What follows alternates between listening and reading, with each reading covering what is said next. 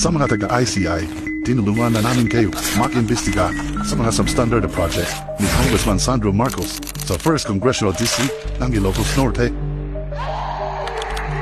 Sa Barangay Gabo, Lawat, Ilocos Norte, ilang buwan pa lang ang flood control sa Padsan River nasira agad.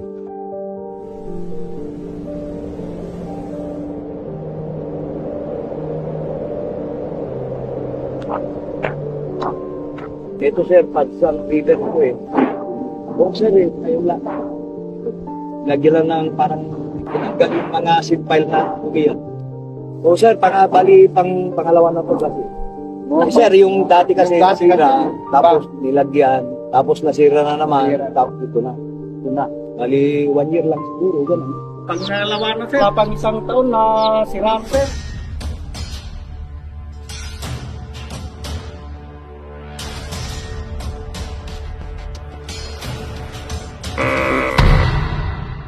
Sa Bulo River Poblacion, Municipality of Adams, ilang buwan pa lang nasira na ang revetment project. Sira kagad, kaya ngayon, another project na naman. Wow!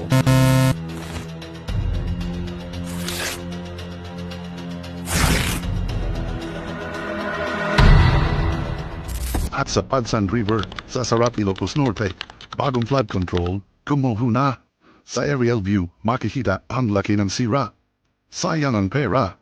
Ngayon, delikado na ito sa mga motorista, pati daan naapektuhan na.